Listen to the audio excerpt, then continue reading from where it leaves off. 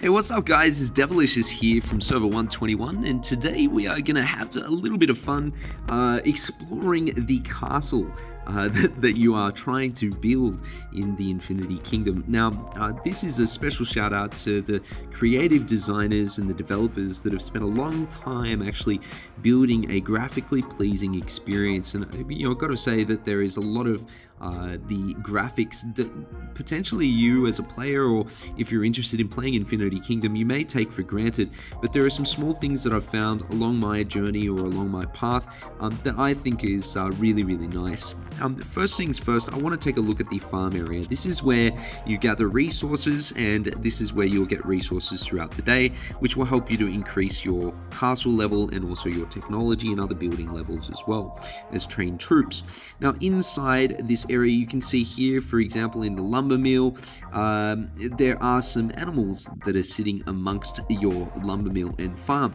And here we have cattle, for example, and if you tap the cattle, they go for a little bit of a run. And we've also got some what looks like geese or ducks running around. You can tap them and they'll waddle away, which is, I think, quite nice.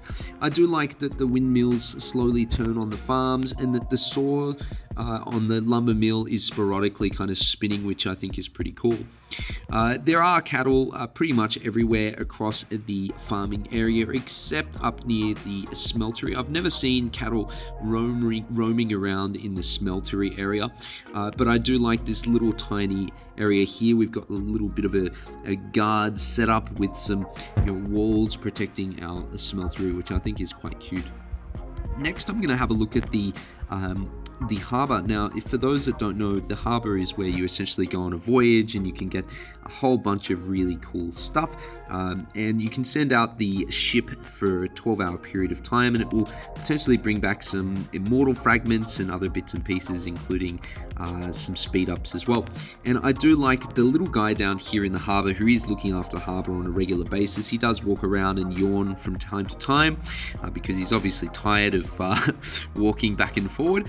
But there's also these little seagulls here which emphasize that you are actually near the harbour, which I think is quite a nice little addition to the visual aesthetics of the game. Now, as we get over into the training grounds, you can see we've got our archers training heavily by shooting arrows into the boards. We've got our spearmen walking back and forward. We've got our superstar shieldmen banging away at a wooden enemy, which is kind of funny. But there's no, cavalry basically training at the moment, and I think that that's something that potentially might be added in the future as another visually aesthetic experience. Now, as you go through, there's a lot of different areas of the castle experience which are quite nice.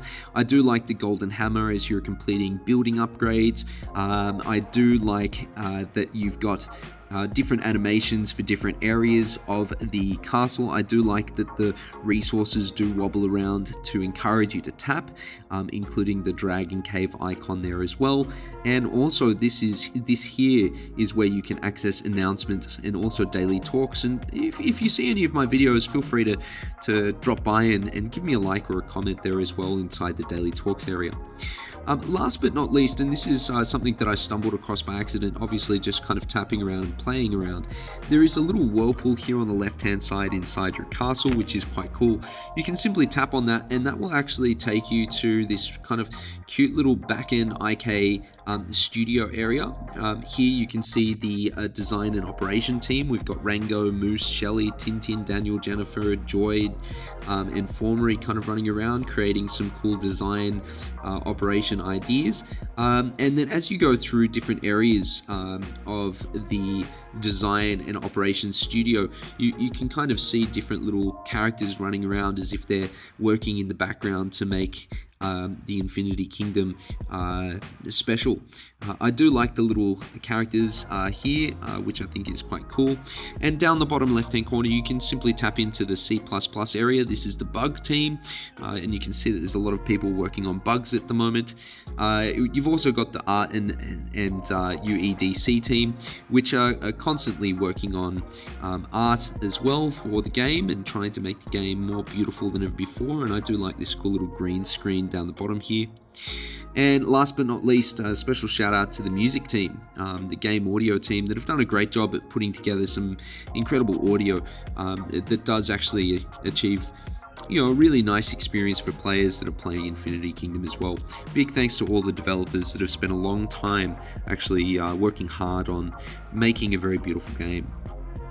So that's it for today's video. I hope you guys have really enjoyed this quick, fun look at the castle experience and some experiences you may not have experienced yet. And we'll look forward to seeing you guys in my next video. It's bye for now.